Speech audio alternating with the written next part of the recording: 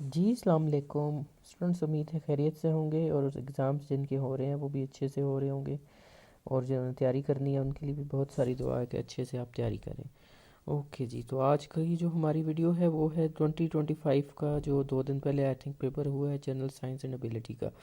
ये paper students मैंने subjective part उठाया है और ऑब्जेक्टिव मैंने शेयर कर दिया था पहले ही, और ये मैंने पूरा सॉल्व कर दिया है, इसीलिए थोड़ा सा 1-2 दिन लग गए क्योंकि I wanted to solve it. तो ये मैंने सॉल्व कर दिया है। इसमें आप डिटेल मज़ीद ऐड करना चाहें, अगर जो थ्योरी के साइंस के क्वेश्चंस हैं उसमें आप कर सकते हैं। दैट डिपेंड्स कि आपके पास पेपर में टाइम कितना अवेलेबल है, बट अगेन जितनी मैंने आई थिंक लिख दिया है 4 और 5 marks part more than enough होगा। न्यूमेरिकल्स भी सॉल्व कर दिए, तो लेट्स सी के क्वेश्चंस क्या थे और इन्हें कैसे करना था। सबसे पहली चीज़ तो ये है कि जी 2 सेक्शंस है, एक सेक्शन ए है जो साइंस का है, सेक्शन बी है दैट इज़ एबिलिटी, न्यूमेरिकल्स वगैरह जो उनसे हैं। तो सेक्शन ए में से 2 क्वेश्चन अटैम्प्ट करने थे, 2 आउट ऑफ 4। और फिर सेक्शन बी जो उनसा है उसमें भी आपने 2 क्वेश्चन अटैम्प्ट करने थे, 2 आउट ऑफ 3। ठीक हो गया। तो पहला क्वेश्चन नंबर 1 या क्वेश्चन नंबर 2 इनफैक्ट देख लेते हैं, 1 तो ऑब्जेक्टिव था। So question number 1 from the theoretical part, उसका पार्ट ए था, what effects are produced due to rotation and revolution of earth, explain briefly. ठीक है, ये 5 मार्क्स का था। ये पूरा पेपर जो है वो 5 मार्क्स ईच पार्ट थे। हर क्वेश्चन के जो से हैं वो 4 पार्ट्स थे और 5 मार्क्स ईच पार्ट थे। ठीक है, सो 20 मार्क्स का ईच क्वेश्चन हो गया। सो पहला हम देख लेते हैं जी कि primary effects of rotation and revolution on earth. First revolution लिख दिया है स्टूडेंट्स। रेवोल्यूशन जो सा है वो कॉज करता है टिल्टिंग ऑफ एक्सिस, यानी कि towards North Pole towards South Pole, tilt करता है नॉर्थ एंड साउथ की तरफ, और उससे जो सा क्या चीज़ क्रिएट होती है दैट इज सीजन्स। ठीक है, revolution when referring to earth's movement is creation of seasons due to earth's tilt axis as its orbit the sun। ठीक हो गया। दूसरा है रोटेशन। रोटेशन स्टूडेंट्स जो सा है that is against the moon, तो उसकी वजह से आपका जो सा है डे एंड नाइट कॉज होते हैं, और उसके मेनली डे एंड नाइट होते हैं, और उसके साथ जो सा है कुछ इफेक्ट उसका ocean currents and weather patterns पे आता है, लेकिन वो थोड़ा इफेक्ट है, main is to the day and nights का जो इफेक्ट है। तो ये पार्ट ए था। पार्ट बी था जी इसका, describe electromagnetic radiations, give its types and explain its applications. Electromagnetic radiation की पहले हमने लिख दी कि कॉन्सेप्ट क्या था। Electromagnetic radiation can be defined as a form of energy that is generated when electrically charged particles move through matter or a vacuum. It propagates both electric and magnetic waves traveling to in packets of energy called photons। ठीक है जी, ये concept हो गया। फिर types हैं, types इसकी काफ़ी famous हैं, radio waves, microwaves, infrared waves, visible light, X rays, gamma rays, ultraviolet rays या अल्ट्रावायलेट रेडिएशन, ये सारी चीज़ें। अच्छा, असिस्ट कहाँ पे करती हैं? एक चीज़ आपने देखा होगा, रडार, सोनार, ये चीज़ें जो होती हैं ये सारी यूज़ करती हैं इलेक्ट्रोमैग्नेटिक रेडिएशंस। तो ये हमें नेविगेशन में भी हेल्प करती हैं, कम्युनिकेशन में हेल्प करती हैं। फिर मेडिकल इमेजिंग, ख़ास तौर से जो एक्स रेज हैं या वो हमें ख़ास तौर से मेडिकल इमेजिंग में हेल्प करते हैं। फिर लाइटनिंग में हेल्प करती है, ऑप्टिकल फाइबर वगैरह उसमें ये यूज़ होते हैं। फिर हीटिंग वगैरह में रेडियो वेव्स, माइक्रोवेव्स हैं वो माइक्रोवेव ओवन्स वगैरह में यूज़ होती हैं। फिर रेडियो वेव्स हैं जो कि रेडियो जो सब पुराने ज़माने में यूज़ होते थे, एफएम रेडियोज़ वगैरह, इवन आज भी रेडियो कम्युनिकेशन के लिए यूज़ होते हैं, स्पेशली इन सिक्योरिटी ऑर्गेनाइजेशंस, तो कम्युनिकेशन के लिए रेडियो वेव्स हो गए। Last is remote sensing. तो ये इसके 5-6 एप्लीकेशंस हैं और बाकी इसकी टाइप्स हैं। So this was part B of question number 1। आगे देखते हैं, तो पार्ट सी है जी इसका, what are hurricanes, how are they formed and what level of damage do they produce. Hurricanes की डेफिनेशन या कॉन्सेप्ट हमने लिख दिया, are strong storms that start in ocean and have winds of at least 74 miles an hour। ठीक है, तो ये इनकी कैटेगरी है। फिर हाउ आर दे फॉर्म्ड, ये सब फॉर्म होते हैं जब ocean surface reaches at least 27 degrees due to solar heating, और उसकी वजह से जो गर्म हवा है, warm air above the water rises quickly causing an area of low very low pressure. उससे लो प्रेशर क्रिएट होता है जिसकी वजह से मज़ीद जो नीचे वाली गर्म और मॉइस्ट हवा है वो मज़ीद उसकी तरफ आती है, और वो मज़ीद अपवर्ड जो है वो चलना शुरू हो जाती है, उसकी वजह से एक साइक्लोन बनना शुरू हो जाता है which is called a hurricane. ठीक हो गया जी। Moist air is drawn upwards from above the ocean creating strong winds, the rising warm air spirals upward and cools. ठीक है, वो जैसे जैसे ऊपर जाती है वो स्पाइरल फॉर्म में आती जाती हैं और ठंडी भी होती जाती हैं। अच्छा, डैमेज क्या प्रोड्यूस करते हैं, इनकी एक रैंकिंग या एक स्केल होता है फ्रॉम 1 to 5, उस पर ये जज करते हैं कि क्या डैमेज कॉज करते हैं। जो 5 है दैट इज़ मोस्ट डेंजरस, उसमें लाइफ की, डेथ्स, हाउसेस की डैमेजेस, सिवियर डैमेजेस का खतरा होता है। लेकिन इन नॉर्मल सिचुएशंस या नॉर्मल सर्कमस्टांसिस देखें तो ये जो सा है फ्लडिंग्स कॉज करते हैं, मड स्लाइड्स वगैरह इस तरह की जो सी हैं चीज़ें, इनका जो सा है मेन हरिकेन्स का इम्पैक्ट होता है। ठीक है, तो storm causes rivers to flood their banks and mud slides to form. In severe cases it may cause damage to property and loss of life. ये हो गया हमारा पार्ट सी क्वेश्चन नंबर 1 का।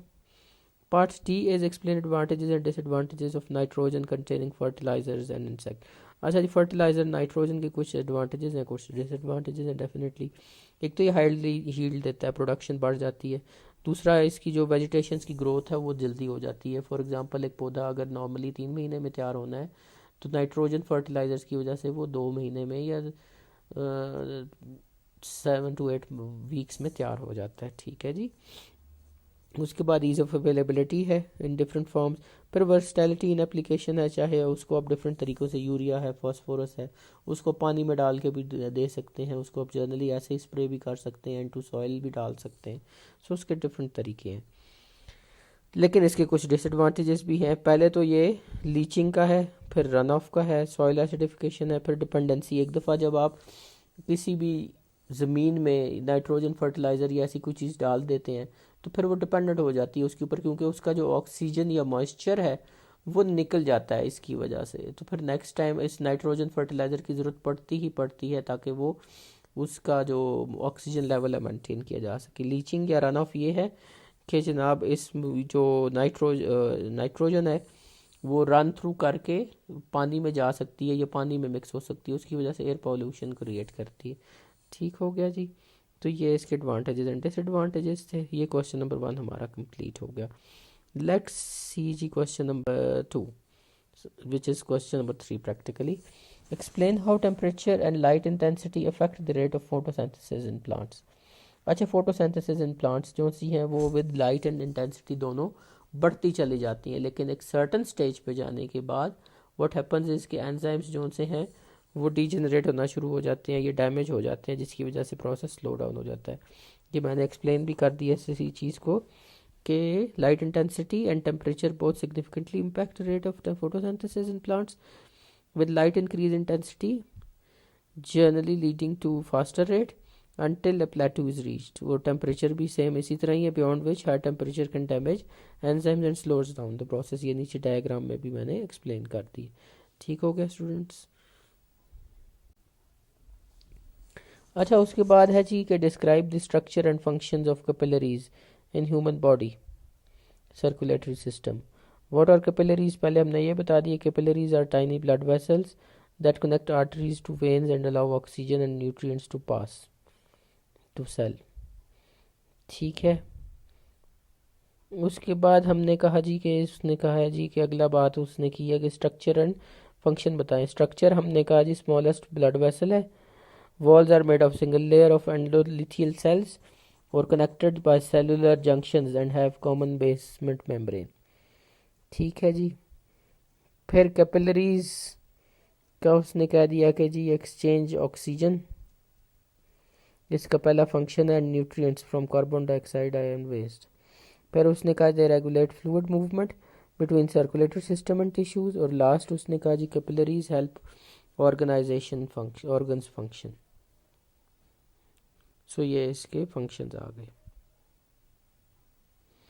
अच्छा जी, पार्ट सी कहता है व्हाट इज हेपेटाइटिस और give its types and briefly explain symptoms along with prevention.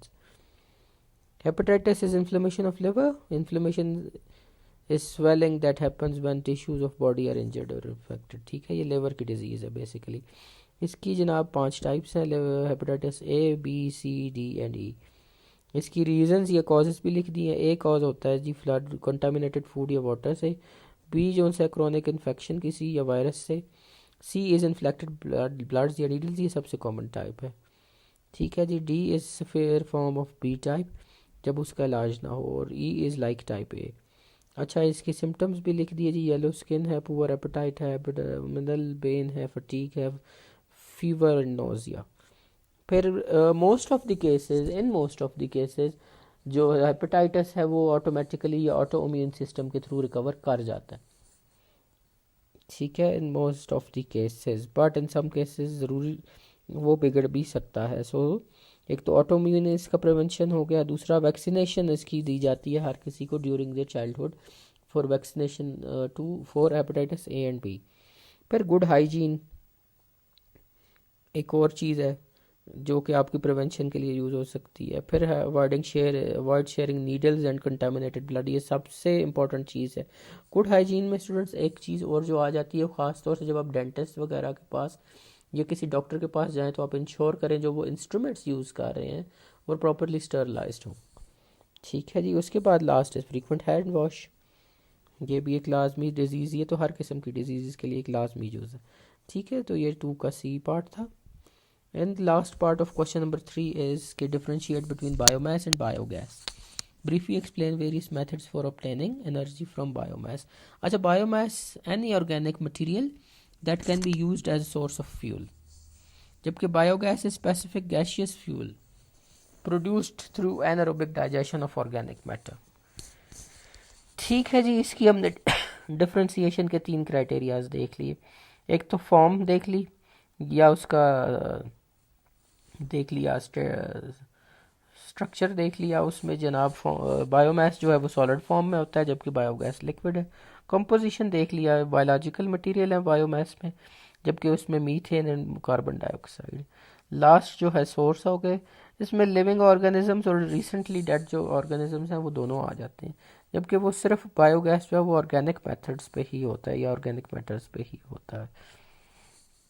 अच्छा जी, अगली चीज़ उसने कहा जी various methods for obtaining energy from biomass. सबसे पहली चीज़ जो मेथड है जी वो है combustion, simplest and most common method है where biomass is burned directly to generate heat, ठीक है जी। लेकिन ये एक सबसे पोल्यूशन वाला या मोस्ट पोल्यूटेबल वे भी है। उसके बाद है anaerobic digestion, bacteria breaks down organic matter in an oxygen free environment producing biogas that can be used for heating or generation electricity generation। फिर फर्मेंटेशन है, ठीक हो गया जी, जो आप यीस्ट को कन्वर्ट करते हैं sugar from biomass to ethanol या अल्कोहल वगैरह, और फिर इथेनॉल को हम यूज़ करते हैं इनटू बायोफ्यूल्स।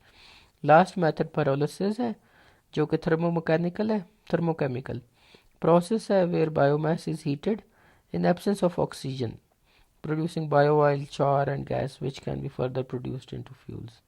तो ये इसके 4 फेमस वेज हैं, वैसे तो शायद और भी हैं लेकिन 4 मेन जो उनसे यही। अच्छा जी, फिर है हमारे पास question number 4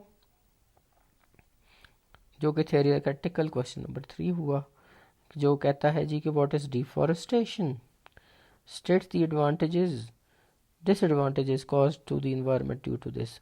Deforestation or forest clearance is removal and destruction of forest or stand of trees from land that is then used for human activities like agriculture, mining and urbanization। ये सबसे बड़ा चैलेंज है इस वक्त जी दुनिया के लिए deforestation का, जहाँ पे दरख्त कम होते चले जा रहे हैं और पोल्यूशन बढ़ती चली जा रही है, और उसके मेन 3 रीजंस हैं agriculture, mining and urbanisation. Disadvantages क्या है जी, loss of biodiversity, deforestation harms the habitats of many species, यानी कि बहुत सारी स्पीशीज़ के लिए सर्वाइवल मुश्किल हो गया। फॉर एग्ज़ाम्पल पहले ज़माने में अगर पाकिस्तान की बात करें तो बहुत सुना जाता था कि साइबेरिया से या नॉर्थ से कुछ बहुत सारे जो बर्ड्स हैं वो फ्लाई करते हैं to Pakistan during the winter season, लेकिन अब वो ज़्यादा देखने में नहीं आता क्योंकि हमने अपना हैबिटेट ख़राब कर लिया है, उसकी वजह से स्पीशीज़ के लिए यहाँ पे सर्वाइव करना मुश्किल हो गया, ठीक है जी। फिर क्लाइमेट चेंज है, ज़ाहिर सी बात है ये सबसे बड़ा चैलेंज है डिफॉरेस्टेशन का कि क्लाइमेट चेंज जो टेम्परेचर दुनिया का बढ़ भी रहा है, और दूसरा गर्मी पाकिस्तान को हवाले से अगर देखें तो यहाँ पे गर्मियों का सीज़न बढ़ना, सर्दियों का कम होना, फिर फ्लैश फ्लडिंग समटाइम्स हो जाती हैं, ड्राउट्स आ जाते हैं, इस तरह की चीज़ें सारी क्लाइमेट चेंज में, ये सारी डिफॉरेस्टेशन का रिजल्ट है। पर इकोसिस्टम डैमेज है कि deforestation damages ecosystem and disturbs natural habitat. अगला पार्ट है जी इसका कि explain how water pollution is produced, describe the part played by bacteria after the river has been polluted with sewage. अच्छा वाटर पोल्यूशन है क्या, ये पहले देख लेते हैं जी। Primarily caused by discharge of harmful substances like chemical, industrial waste, sewage, agricultural run off etcetera into water bodies, often stemming from improper waste management। ठीक है। अच्छा रीजंस इसकी जो सी है वो है जी industrial sites, households and agricultural operation. Role played by bacteria क्या है जी, बैक्टीरिया जैसे जैसे सीवरेज का हिस्सा बनता है it can grow and use of oxygen in the water which can harm aquatic life. This is because sewage contains nutrients that bacteria can use as food। ठीक है जी। ultimately leading to reduced biodiversity and bacteria richness। अच्छा sewage जब आप mix करेंगे तो इससे diseases भी likely हो जाती हैं जैसे कि डायरिया वगैरह, गैस्ट्रो डिजीज़ेस हैं। ठीक है, तो हेल्थ चैलेंजेस भी बढ़ जाते हैं। ठीक है जी, ये पार्ट बी था। पार्ट बी सी से कहता है कि जी state some examples of pollution caused by human activity and discuss the effects of each example। अच्छा मैंने एक पोल्यूशन उठाई और उसका साथ ही मैंने इफेक्ट दे दिया, मैंने ये नहीं किया कि उसका अलग से दें। ठीक है, एयर पोल्यूशन ली caused from vehicle emission, industrial smoke stresses etcetera etcetera. अच्छा इसका इफेक्ट हम देख लेते हैं। causes respiratory problems like asthma, contributes to smog and acid rain. सबसे बड़ा जो पाकिस्तान में विंटर्स में चैलेंज रहता है वो स्मॉग है, सबको पता है। Impacting plant and life and ecosystem भी आ गया। फिर वाटर पोल्यूशन है जो कि इंडस्ट्रियल वेस्ट से, सीवेज डिस्चार्ज से होता है। ये भी ह्यूमन एक्टिविटीज़ की वजह से है क्योंकि हम प्रॉपर वेस्ट वाटर डिस्पोजल का इंतज़ाम नहीं करते, वेस्ट डिस्पोजल का।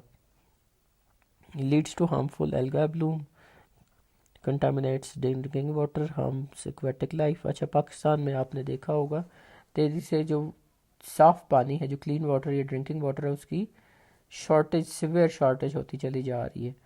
सो उसकी basic one of the reasons जो सी है वो वाटर पोल्यूशन भी है। पर डिफॉरेस्टेशन है जिसकी वजह हमने फॉरेस्ट को ख़त्म करके और अर्बनाइजेशन का प्रोसेस या डेवलपमेंट वगैरह या इंडस्ट्रियलाइजेशन करने की कोशिश की। सो उससे क्या हुआ, सॉइल इरोजन हुई, loss of biodiversity and climate change, तीनों चीज़ें आ गई। फिर इंडस्ट्रियल एमिशन है। एक तो इंडस्ट्रियल एमिशन में हमने देखा ना एयर पोल्यूशन जो गैसेस वगैरह इंडस्ट्रीज छोड़ती हैं, एक इंडस्ट्रियल एमिशन और है जो सा हमारा वेस्ट वगैरह जो छोड़ती हैं पानी के अंदर। ठीक है, releases harmful chemicals like sulphur dioxide, nitrogen oxide, causing acid rain, air pollution and water pollution too. फिर है नॉइज़ पोल्यूशन कॉजें जो कि ट्रैफिक से, कंस्ट्रक्शन से, इन चीज़ों से causes hair loss, stress, sleep disturbance, negative impact on wildlife. तो ये 5 टाइप्स लिखी थी, आप कुछ और लिखना चाहें वो भी लिख सकते हैं। स्टूडेंट्स 5 मार्क्स का है तो 1 mark each type, I think 5 types लिखते हैं तो मोर देन इनफ थी इसके लिए। फिर है question number D, what does air pollution mean, state 10 serious effects of air pollution on the environment and briefly explain how they can be reduced। Air pollution is presence of substances in the atmosphere that are harmful to humans and other living organisms or cause damage to environment। Air pollution can be chemical, physical or biological। Its primary sources are human activities like vehicle emission, industrial process, burning fossil fuel।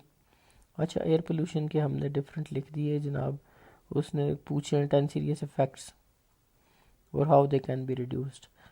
Acid rain आ गई, forest damages आ गए, फिर climate change, aquatic life, reducing visibility, ये smog, loss of biodiversity, respiratory illness, soil degradation, acceleration and glacier melting, ecosystem disruption, ये सारे आ गए। और इन्हीं का मैंने इनके हिसाब से आगे लिख दिए कि सॉल्यूशंस क्या होने चाहिए। एसिड रेन है तो इसको रिड्यूस करने के लिए फैक्ट्रीज़ में आप स्क्रबर्स लगाएं जो कि पोल्यूटेंट्स के एमिशन को रोक कम करें। फिर फॉरेस्ट डैमेज है तो ट्रीज ज़्यादा लगा लें। क्लाइमेट चेंज है तो रिड्यूस करें reliance on fossil fuels. Aquatic life के लिए वाटरशेड मैनेजमेंट को प्रमोट करें। रिड्यूस्ड विजिबिलिटी है तो पब्लिक ट्रांसपोर्ट करें यूज़ ज़्यादा से ज़्यादा ताकि ट्रांसपोर्ट व्हीकल्स का जो इमिशन है, जो पोल्यूटेंट्स हैं वो कम हो सके। फिर लॉस ऑफ बायोडाइवर्सिटी है, जिसमें आप प्रोटेक्ट करें हैबिटेट को और reduce emission from agriculture. Respiratory illness के लिए shift to clean and renewable energy. Ecosystem के लिए हम कहते हैं कि जी इम्प्लीमेंट एनवायरमेंटल रेगुलेशंस। फिर एक्सेलरेशन एंड ग्लेशियर मेल्टिंग के लिए हम कहते हैं प्रोटेक्टिंग इकोसिस्टम एंड फॉरेस्टेशन दोनों। सॉइल डिग्रेडेशन के लिए इम्प्लीमेंट सस्टेनेबल एग्रीकल्चरल प्रैक्टिसेस। ये सवाल भी हो गया। उसके बाद लास्ट थ्योरेटिकल पार्ट्स जो सा है उसका क्वेश्चन है कि जी differentiate between food contamination of and adulterants. दोनों में हमने डिफ्रेंशिएट करना है। फूड एडल्ट्रेशन जो सी स्टूडेंट्स जो वो है चीज़ें जो हम इंटेंशनली फूड में ऐड करते हैं ताकि हम उससे फाइनेंशियल गेन ले सकें।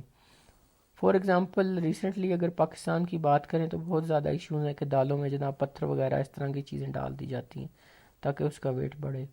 वो एक फूड एडल्ट्रेशन की टाइप है। एक और बहुत बड़ा स्कैम था, I don't know if it was true और फॉल्स, के जनाब अदरक जोन सी है, जिंजर जो है उसको अपना तेज़ाब में या अल्कोहल में जो है वो सोक करते हैं ताकि उसका वेट बढ़े। ये भी एक किस्म की फूड एडल्ट्रेशन है। ठीक है, तो ये फूड एडल्ट्रेशन की टाइप्स हैं जहाँ पे आप इंटेंशनली कुछ इंग्रेडिएंट्स डालते हैं ताकि उसको आप इकोनॉमिक बेनिफिट्स ले सकें। जबकि फूड कंटामिनेशन दूसरी तरफ है presence of unwanted yet minor contaminants in substances, जो कि फिजिकल भी हो सकते हैं, मटीरियल दूसरे भी हो सकते, मटीरियल भी हो सकते हैं, एनवायरमेंटल भी हो सकते हैं। अच्छा, इसमें कंटामिनेशन में कई दफ़ा फूड पड़ा पड़ा ख़राब हो जाए, उससे बैक्टीरिया या फंगस वगैरह आ जाता है, वो भी एक फूड कंटामिनेशन की टाइप है। फिर समटाइम्स हमने देखा होगा, कई दफ़ा हम सुनते हैं या देखते हैं कि जनाब खाने में से कोई कीड़ा निकल आया, कोई बाल निकल आया, कोई इस तरह की चीज़ निकल आई, वो फूड कंटामिनेशन की टाइप्स हैं। ठीक है जी, तो ये इन दोनों में डिफरेंस था। अच्छा जी, list major food groups based on nutrients, their function and sources. ये हमारे 7 फूड ग्रुप्स हैं। पहला है प्रोटीन, जिसका फंक्शन हमने लिख दिया cell growth, repair and maintenance. Source इसके fish, egg, dairy and nuts. Carbohydrates भी लिख दिए, source of energy for tissues, cells and organs. Grains, beans and potatoes इसका सोर्स है। फैट लिख दिया जी, इंसुलेट ऑर्गन और इंसुलेशन, बॉडी इंसुलेशन का काम करता है, और दूसरा एब्जॉर्ब करता है vitamin. Olive oil, fish, nuts and seeds. अच्छा जी, फिर वाइटामिन हैं growth, development and tissue repair, और दूसरा ये रेगुलेट करते हैं हार्मोन्स को भी, जो कि है cereal, milk, carrot and egg. इसके सोर्सेज। मिनरल्स यूज़ होते हैं जी स्ट्रॉन्ग बोन्स के लिए, कैरिंग ऑक्सीजन, प्रोवाइडिंग इलेक्ट्रोलाइट्स, जिसमें फ्रेश वेजिटेबल, चीज़, फ्रूट्स, ये चीज़ें आ जाती हैं। फाइबर है जी, डाइजेशन इंप्रूव करेगा, weight management, disease prevention, specially cholesterol वगैरह, हार्ट अटैक्स, इन चीज़ों से प्रिवेंट करता है फाइबर। इसकी जो सी एग्जांपल्स हैं that is pulse, whole grain food and vegetables. फिर वाटर है जो digestion, absorption, regulating body temperature, इन चीज़ों में हेल्प करता है। वाटर इटसेल्फ एक सोर्स है। कुछ फ्रूट्स भी बहुत सारे हैं जो सोर्स होते हैं, जूसेस हैं जो सोर्स होते हैं। So these are sources of water. ठीक हो गया जी, ये था पार्ट बी इसका। पार्ट सी कहता है what is artificial intelligence, how does it differ from traditional programming, और मेन ब्रांचेस भी इसकी बताएं। आर्टिफिशियल इंटेलिजेंस क्या है जी? Is technology that allows machines to perform tasks that typically require human intelligence. Artificial intelligence can learn, reason, solve problems and more. अच्छा जी, differ कैसे करती है? डिफ़र इस तरीके से करती है कि इसमें फ्लेक्सिबिलिटी एंड अडाप्टेशन का जो सा है वो चांस या एक अल्टरनेटिव मौजूद है, जबकि ट्रेडिशनल प्रोग्रामिंग में वो चीज़ नहीं है। Main branches of artificial intelligence सिर्फ 3-4 मेन लिख दी हैं, बाकी और बहुत सारी हैं। Machine learning, robotics, computer vision, fuzzy logics, natural language processing. अच्छा जी, थ्योरेटिकल पोर्शन ये साइंस के पोर्शन का इनफैक्ट लास्ट पार्ट था कि what are advantages of optical fibre in communication, draw basic structure of optical fibre and explain propagation of light. Advantages हैं जी, high bandwidth capacity, fast speed है, light weight है, minimal electromagnetic interference है, पर greater transmission distance है। ये हो गए इसके एडवांटेजेस। और स्ट्रक्चर इसका जनाब ये हमने एक्सप्लेन कर दिया। ये आउटर जो ज़ाहिरी नज़र आता है वो ये चीज़ है, जो अंदर से है वो ये चीज़ है। अच्छा जी, प्रोपोगेशन ऑफ लाइट है जी, वो ये कहता है कि light propagates through optical fibre primarily through phenomena of total internal reflection, where light rays continuously bounce off the core of the light. ये बाउंस कर रहे हैं, यहाँ पे बाउंस किया, फिर नीचे आया, बाउंस किया, फिर ऊपर इसी तरीके से ये बाउंस करते हुए, रिफ्लेक्शन करते हुए एक एंड से दूसरे एंड तक ट्रैवल करते हैं। ठीक हो गया स्टूडेंट्स, ये साइंस का पार्ट था। आगे एबिलिटी का पोर्शन देख लेते हैं कि वो क्या है। ओके जी, in an annual sale Saima buys fridge and freezer, sale offers 15% off on everything and she pays a total of 57,120, यानी कि सेल के बाद जो उसने प्राइस पे की that is 57,120 for both fridge and freezer. Price of freezer जो actual price है दैट इज 40,000, और हमने उस कह रहा है जी कि फ्रिज ऑफ की प्राइस एक्चुअल बता दे, एक्चुअल फ्रिज ऑफ प्राइस। तो हमें प्राइस ऑफ फ्रीजर हमें पता चल गई, बिफोर सेल वो हमने निकालनी है। बिफोर सेल प्राइस 45,000 थी विच इज़ 85%। इसका हम आफ्टर सेल प्राइस निकालने के लिए इस पर हम 15% डिस्काउंट्स दे देंगे। ठीक है, after sale price of fridge जो सी हो गई वो 34,000 हो गई आफ्टर 15% डिस्काउंट। ये 100 में से स्टूडेंट्स 15 निकाला है तो इट गिव्स 85, ठीक है, 0.85। ये इस तरीके से हमने 15% सेल या ऑफर जो दी की थी वो निकाली है। तो सेल्स प्राइस जो हो गई फ्रीज़र की दैट इज़ 34,000। अब हमने after sale price of fridge निकाल लेनी है, जो टोटल पे किया गया दैट इज़ दिस मच 57,120। इसमें से हमने सेल्स प्राइस ऑफ फ्रीज़र निकालनी है 34, सो ये हमारे पास आ गया 23,120, जो कि after sale price of fridge है। तो हमें एक्चुअल प्राइस चाहिए, तो हम इसको 23,120 को 100 से मल्टीप्लाई करेंगे, 85 से डिवाइड कर देंगे, दैट इज़ 27,200 रुपीज़। ठीक हो गया students. So this was the question first numerical part, ये भी 5 मार्क्स का था। अच्छा, एबिलिटी के पोर्शन में से भी 3 सवाल थे, 2 करने थे, ठीक है। ओके जी, अगला है जी कि mister Rashid page a deposit of 60,000 followed by 36 equal payments. Total amount that he pays is 127% of basic price, 3360,000, which is 33,60,000। Rashid की मंथली पेमेंट्स निकाल लें। अच्छा, तो अब पहले तो हम निकाल लेंगे कि रशीद साहब ने टोटल पेमेंट की कितनी थी, क्योंकि ये तो बेस प्राइस है और इसका जो उसने टोटल अमाउंट पे की दैट इज़ 127%। तो 33,60,000 into 127/100, this gives you this amount which is 42,67,200, जो कि टोटल अमाउंट रशीद ने पे की। और इस टोटल अमाउंट में से रशीद ने 60,000 क्योंकि जो उनसे हैं these 60,000 were paid as a deposit। ठीक है स्टूडेंट्स, तो ये 60,000 हम माइनस कर देंगे to get the actual amount that was paid as deposits. ये अमाउंट वो आ गई हमारे पास जो डिपॉजिट्स में पे की है। अब इसको हम अमाउंट को, इंस्टॉलमेंट्स की अमाउंट को 36 पे डिवाइड कर लेंगे to get annual monthly instalment, annual नहीं इनफैक्ट मंथली इंस्टॉलमेंट। सो वो 36 से डिवाइड करने के बाद ये अमाउंट आ गई 1,16,867, 1,16,867 रुपीज़। सो ये अमाउंट रशीद ने मंथली इंस्टॉलमेंट्स के तौर पे की थी। ठीक हो गया स्टूडेंट्स। पार्ट सी हमें कहता है divide rupees 600 among ABC so that 40 more than 2 5 of A's share, 20 more than 2 7 of B's share and 10 more than 9/17 of C's share में भी इक्वल। अच्छा, ये थोड़ा सा लंबा न्यूमेरिकल था और इसकी एक इक्वेशन बनानी थी। 2/5 of A plus 40 is equals to 2/7 of B plus 20 और 9/17 of C plus 10। ठीक है, ये तीनों इक्वल है। 40 more than 2/5 of A's share, ये आ गया 2/7, 20 more than 2/7 of B share and 9/17, 10 more than 9/17 of C share, ये आ गए, ये इक्वल है तीनों। और A B C is equal to 600। ठीक है, 600 डिवाइड हुए। अब हम इसको इक्वल कर लेते हैं टू दी के, एक कांस्टेंट ले लेते हैं। ठीक है जी। सो अब ए की वैल्यू यहाँ पे क्या आ गई, 5/2 इंटू के माइनस 40, 7/b की वैल्यू 7/2 इंटू के माइनस 20 एंड सी की वैल्यू है 7/19 इंटू के माइनस 10। अब इसको हम इक्वल टू 600 ले जाते हैं। ठीक है स्टूडेंट्स, इनको जब हम प्लस करेंगे तो it should be equal to 600।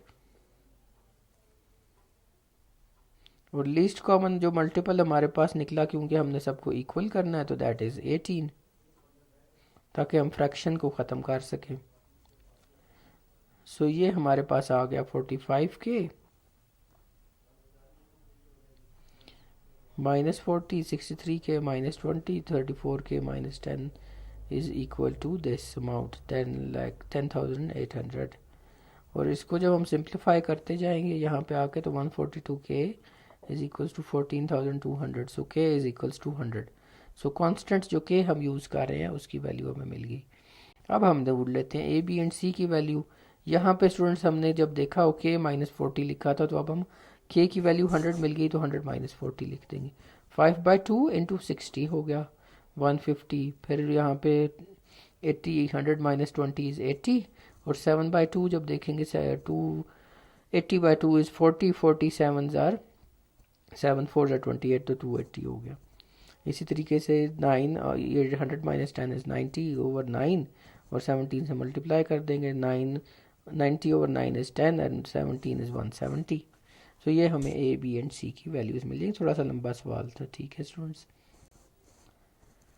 Last में उसने हमें जम्बल्ड अप वर्ड्स दे दिए, और उसने कहा जी कि ये बताएं एक्चुअल वर्ड्स कौन से हैं। जी ये है मैरिनेट, ये एक्स्ट्रावेगेंस है, ये है जी valediction, this one is bankruptcy, last one is ancestors. Question number 7 देखते हैं जी, कि ये कहता है कि जी calculate the market price of a sculpture if it is sold for 79,950 after a discount of 18%। 18% discount देने के बाद सेल हुआ इतने पे। सो हमारे पास एक्चुअल प्राइस कितनी आ गई, 79950 इंटू 118 ओवर 100 विच इज़ 94341। ये हमारी एक्चुअल प्राइस आ गई स्कल्पचर की। आगे वो कहता है on another day if 10% discount is given in market price of the same sculpture, but it is sold at a further 10%, 8% discounts, would the sale price still be the same as 79950? अच्छा जी, अब वो कहता है जी 94341 पे हमने पहले 10% discount दिया, means कि 90% वैल्यू उसकी रह गई, विच इज़ 84,907। उसके बाद इस अमाउंट पे 84,907 पे मज़ीद हमने 10% दिया, सॉरी 8% दिया, 8% एडिशनल डिस्काउंट इज गिवन। सो हमने 84,907 को 8% कम करके 0.92 से मल्टीप्लाई किया। सो ये 78,114 आ गई, which is not equal to 79950। Reason इसका ये है कि हमने जब पहला डिस्काउंट 18% का दिया, तो वो डायरेक्टली एक लार्ज अमाउंट 79950 पे दिया, जबकि यहाँ पे हमने ये किया कि पहले हमने 10% दिया, और फिर वो जो अमाउंट लेसर आई उसके ऊपर 8% दिया, विच मीन्स कि हमने मोर देन 20% डिस्काउंट दे दिया। ठीक है स्टूडेंट्स, तो ये इस तरीके से था। इसका पार्ट भी है जी, Majid pays a total of 51,520 for his car insurance.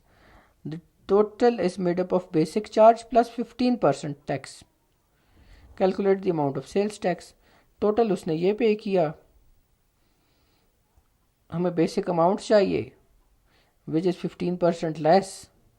ये 115% था, 100 ओवर 115 इंटू 51520 4480 आ जाएगा, which is the basic amount.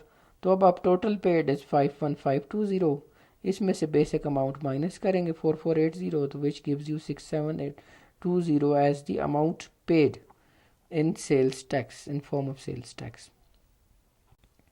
Part C है जी इसका, कि a campsite in the shape of rectangle has sides 3x plus 6 or x plus 1 meters and length of its diagonal is 4x plus 1. Find the area of perimeter of and the area and the perimeter of the site. अच्छा, हमें x की value जब तक नहीं मिलेगी ना हम area ढूंढ सकते हैं, ना हम वो ढूंढ सकते हैं perimeter. So let's find the x की वैल्यू। एक पाइथागोरम का फार्मूला होता है जी, length plus breadth is equals to hypotenuse, ये डायगोनल। ठीक है जी, तो वो हम फार्मूला लगाएंगे 3x प्लस 6 का स्क्वायर प्लस x प्लस 1 का स्क्वायर, दोनों लेंथ का square is equals to diagonal वाली जो सी है इसके इक्वल होता है 4x प्लस 1 का स्क्वायर। ये हमने इसको ओपन कर दिया, सिंप्लीफाई करते करते करते इसको हम ले आएंगे यहाँ पर, कि x इज इक्वल्स टू 6 और x is equals to -1. Minus में नेगेटिव हो नहीं सकती लेंथ स्टूडेंट्स, तो it has to be a positive value. So x is equals to 6. So x को जब हम 6 डालेंगे तो लेंथ हमें मिल जाएगी जी कि 3x + 1 में जब डालेंगे तो one side is 6 3s are 18 plus 6 is equals to 24 and the other side is 6 plus x plus 1 is 7. ठीक है, सो ये हमें लेंथ एंड विड्थ मिल गई. तो एरिया का फार्मूला है length into width. 24 into 7 168 metre square. Perimeter है 2 into length plus width, so 2 into 24 plus 7 2 into 30 162 metres. ये पेरीमीटर हो गया. ठीक है स्टूडेंट्स, ये भी थोड़ा सा लंबा सवाल था बट सॉल्वेबल था. अच्छा जी, पार्ट सी हमें वो कहता है कि जी arrange the following fractions in descending order.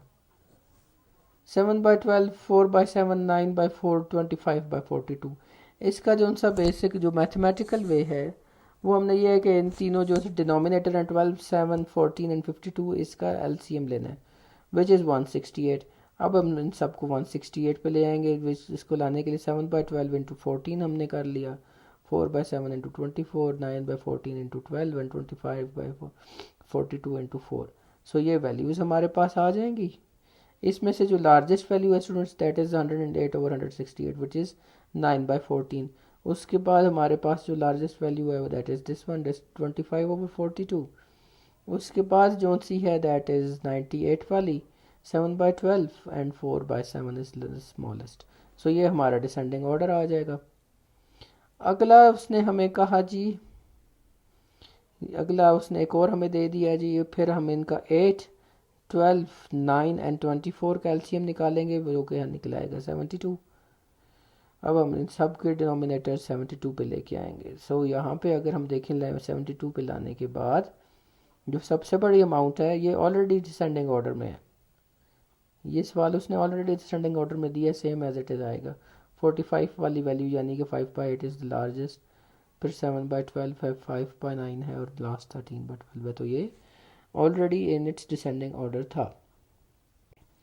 अगला जी पार्ट सी है जी 6/35, 35, 21, 7 एंड 15. इनका एलसीएम लेंगे विच वुड बी 105. अब हमने इन सारे डिनोमिनेटर्स को 105 पे लाना है. उसके लिए ये मल्टीप्लिकेशंस हो गई, ये हमारी वैल्यूज़ आ गई. सबसे बड़ी जो सी वैल्यू है स्टूडेंट्स हमारे पास दैट इज़ 30 विच इज़ 2/7. उसके बाद 28 वाली है विच इज़ 4/15. उसके बाद 25/105 वाली which is 5/21 and smallest is 6/35. ये भी हो गया. सेम एज इट इज़ हम निकाल लेंगे 5, 11, 15, 20, 25 इनका denominator which comes out to be 3300. ठीक है, तो अब हमने इन सब की मल्टीप्लिकेशन ऐसे करनी है कि इनके जो डिनोमिनेटर हैं ये सारे 3300 आ जाए. ठीक है, सो ये करने के बाद what we get to know is कि जो सबसे बड़ा फिगर है हमारे पास दैट इज़ 1800, 6/11. उसके बाद हमारे पास 1716 13/25 है. उसके बाद हमारे पास 1485 है 9/20.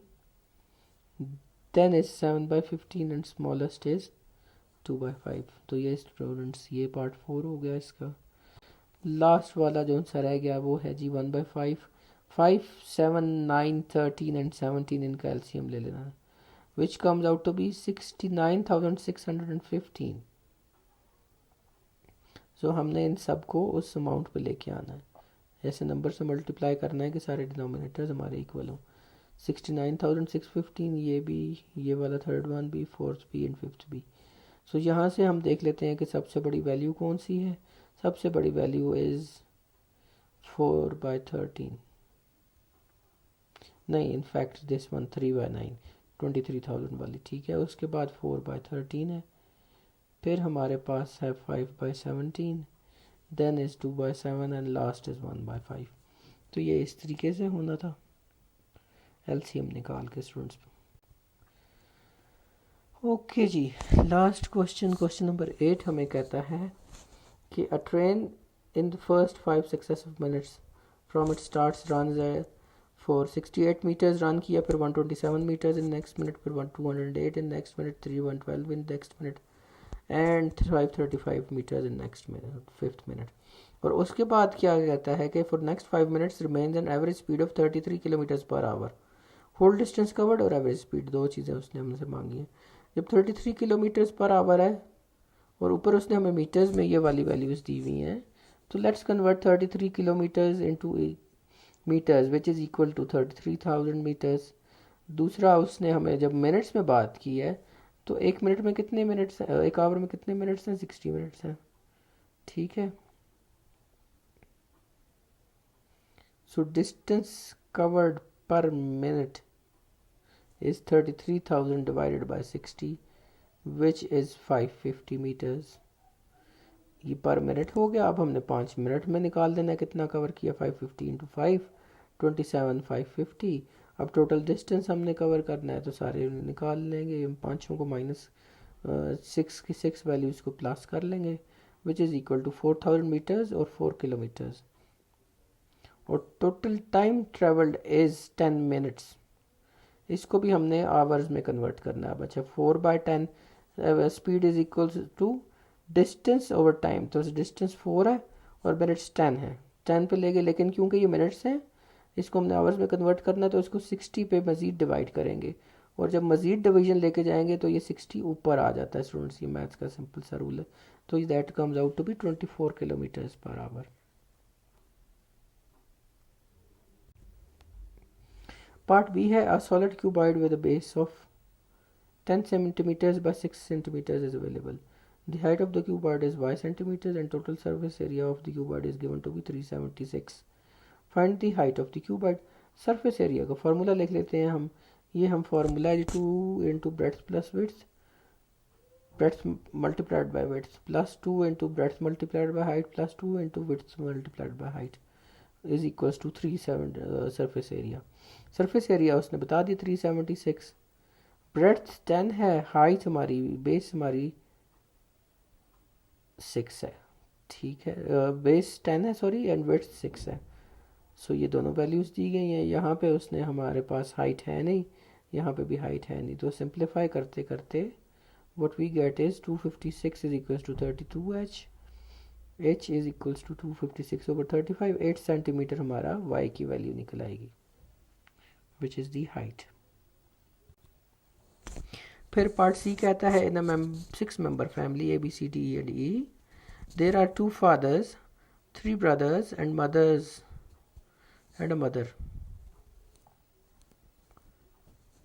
ठीक है जी।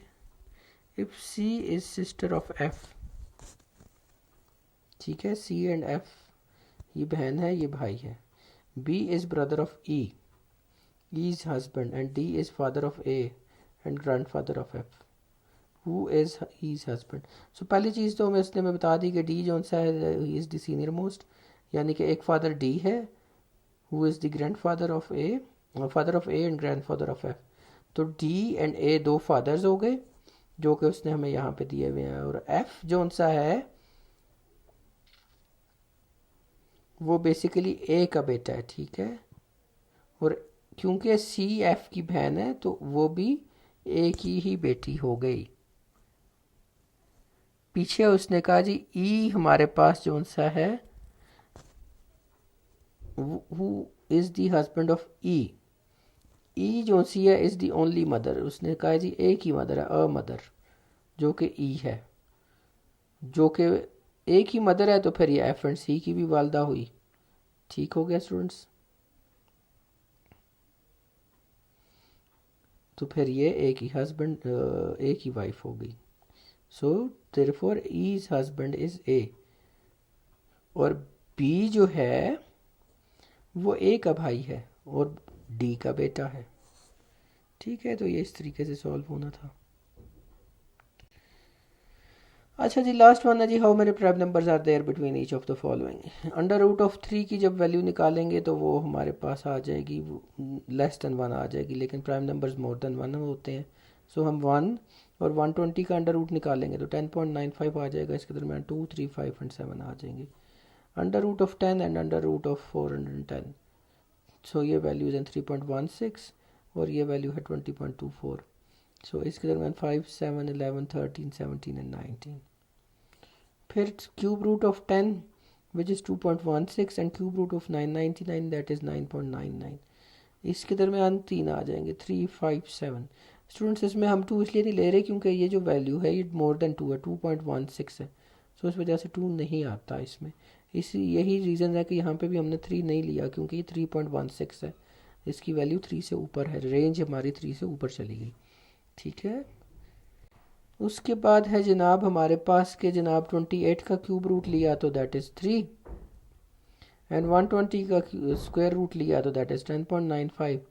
सो इसमें हमारे पास क्योंकि ये एग्जैक्ट 3 है, सो दैट इज़ 3, 5 एंड 7।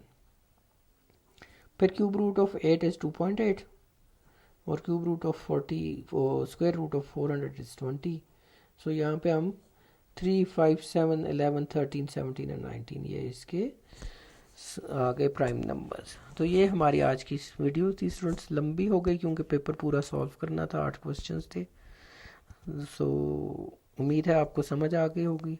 अगर कोई सवाल समझ नहीं आए, if you want to ask again ज़रूर पूछें। वीडियो अगर अच्छी लगी है लाइक करें, शेयर करें, सब्सक्राइब करें। Thank you very much.